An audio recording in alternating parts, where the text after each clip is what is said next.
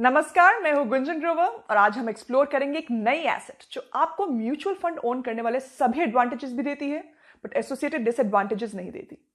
आज हम डिस्कस करने वाले हैं ईटीएफ्स और you can also say exchange traded funds के बारे में और उससे रिलेटेड सभी कॉन्सेप्ट्स मैं क्लियर करूंगी। इस वीडियो में मैं आपको बताऊंगी कि ईटीएफ्स क्या होते हैं, ये कैसे वर्क करते हैं, डिफरेंट टाइप्स ऑफ ईटीएफ्स कौन से हैं, इनके एडवांटेजेस और डिसएडवांटेजेस क्या हैं, एंड फाइनली वो फैक्टर्स जो एक ईटीएफ चूज करने से पहले कंसिडर करने चाहिए। तो सबसे पहले जानते हैं कि ईटीएफ्स क्या होते हैं। एएमएफआई के अकॉर्डिंग ईटीएफ या एक्सचेंज ट्रेडेड फंड एक इन्वेस्टमेंट प्रोडक्ट है जो इंडेक्स, कमोडिटी, बॉन्ड्स या स्टॉक्स की basket like an index fund को ट्रैक करता है। इन्हें रेगुलर स्टॉक्स की तरह ही स्टॉक एक्सचेंजेस पर बाय या सेल किया जा सकता है। ETFs can be seen as a mutual funds जो किसी भी दूसरे स्टॉक की तरह throughout a trading day buy या सेल किए जा सकते हैं।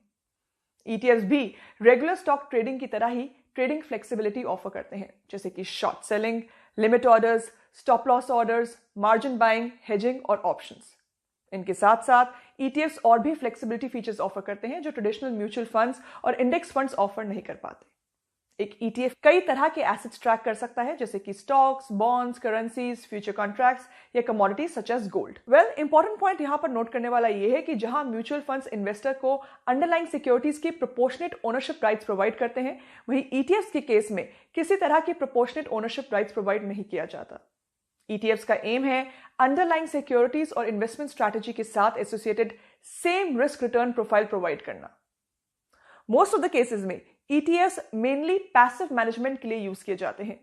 ETFs का पर्पस है एक पर्टिकुलर मार्केट इंडेक्स और स्ट्रैटेजी को मैच करना, which will lead you to a fund management style जो है पैसिव मैनेजमेंट। ETFs अपने फंड को अंडरलाइंग इंडेक्स के साथ पैरेलल रखने के लिए सिर्फ पीरियोडिक एडजस्टमेंट्स करते हैं।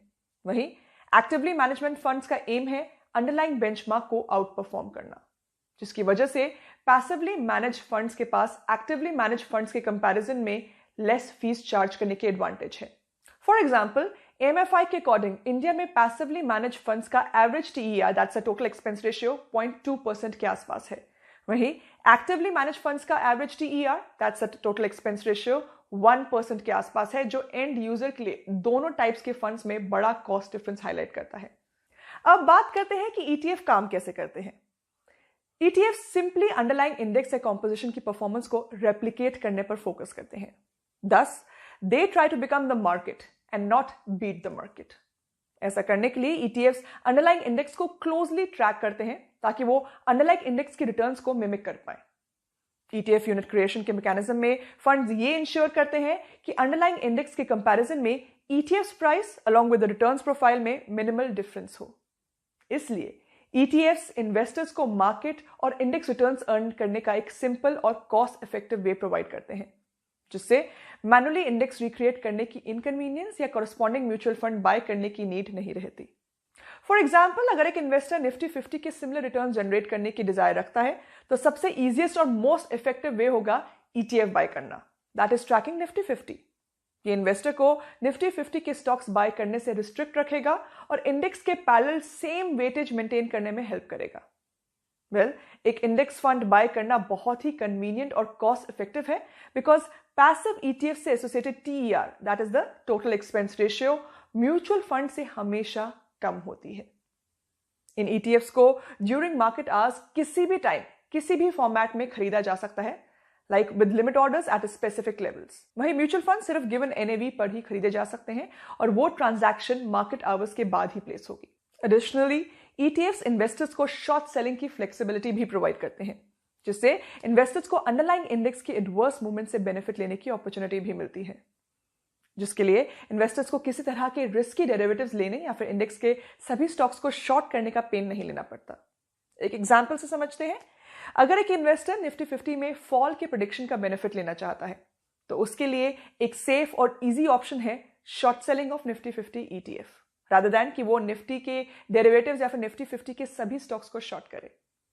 बट वी शुड नोट कि ETF मेकर काफी तरह के एक्सपेंसेस चार्ज करता है, जिसकी वजह से ETF और उसके अंडरलाइंग इंडेक्स में कुछ अमाउंट का डिफरेंस हमेशा रहता है।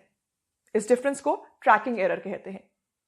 एक ETF जिसमें मिनिमम ट्रैकिंग एरर होता है वो अंडरलाइंग इंडेक्स के सबसे क्लोज होता है, जिसकी वजह से वो ETF इंडेक्स के क्लोजेस्ट रिटर्न्स प्रोवाइड करता है। Now let's discuss the different types of ETFs। Market में आज कई तरह के ETFs प्रेजेंट हैं। पहला है सेक्टर बेस्ड ETFs, जो स्पेसिफिक इंडस्ट्री सेक्टर्स कवर करते हैं, जैसे कि banking, PSU banks, auto, IT और बाकी के सेक्टर्स। दूसरा है मार्केट कैप वेटेड फंड्स, जो बेंचमार्क इंडेसेस कवर करते हैं, जैसे कि Nifty 50, Nifty bank, Sensex etcetera. Third है equal weighted funds that covers indices with equal weights given to all constituents. Fourth है डेट ETFs, जो डेट मार्केट सिक्योरिटीज के एक्सपोजर को कवर करते हैं, जैसे कि PSU debt, government securities, short term debt etcetera. Fifth है गोल्ड ETFs, जो गोल्ड के स्पॉट प्राइस को कवर करते हैं। And last but not the least, smart beta ETFs। ये वो ETFs हैं जो specific rule based investing approach like dividend yield, momentum investing etcetera के अकॉर्डिंग ऑपरेट होते हैं। अब बात करते हैं ETFs के एडवांटेजेस की। ETFs इन्वेस्टर्स को wide variety of asset types और इन्वेस्टमेंट स्ट्रैटेजीज का एक्सपोजर प्रोवाइड करते हैं, जो traditional mutual funds properly cover नहीं करते।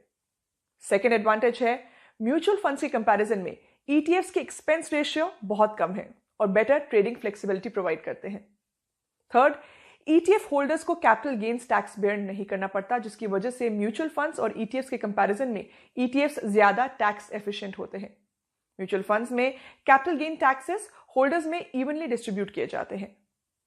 फोर्थ, सेकेंडरी मार्केट में ट्रेड पार्टिसिपेशन और ऑथराइज पार्टिसिपेंट्स यानी कि APs की वजह से ETFs में लिक्विडिटी ज्यादा होती है। फिफ्थ एडवांटेज है म्यूचुअल फंड्स के कंपैरिजन में ETFs का स्ट्रक्चर ज्यादा ट्रांसपेरेंट होता है and they have daily disclosure requirements too. Sixth, unlike stocks और mutual funds, ETF maker जो dividends earn करता है वो fund में immediately reinvest हो जाता है। Along with these advantages, ETF के कुछ disadvantages भी हैं। चलिए ये देखते हैं। पहला है disadvantage, ETFs में हर बार low fees charge नहीं होती। वो ETFs जो actively managed strategies पर based हैं, उनकी fee profile actively managed mutual funds के similar होती है। Second disadvantage, ETFs में स्टॉक प्राइसेस की तरह ही हाई इंट्राडे वॉलेटिलिटी भी होती है। Third, there will always be a tracking error, जिसका मतलब है कि ETF हमेशा ही एक्चुअल इंडेक्स या बास्केट से लैग करेगा। फोर्थ, ETFs में फाइनेंशियल डेरिवेटिव्स यूज करने की फ्लेक्सिबिलिटी होने की वजह से ETFs का रिस्क प्रोफाइल अंडरलाइंग इंडेक्स के कंपैरिजन में काफी हाई रहता है। फिफ्थ, एक ETF में इन्वेस्टर पार्टिसिपेशन ज्यादा ना होने से लिक्विडिटी बहुत कम हो सकती है, जो दूसरे इन्वेस्टर्स को पार्टिसिपेट करने से रिस्ट्रिक्ट करती है। अब डिस्कस करते हैं वो फैक्टर्स जो एक ETF चूज करने से पहले हमें कंसिडर करने चाहिए।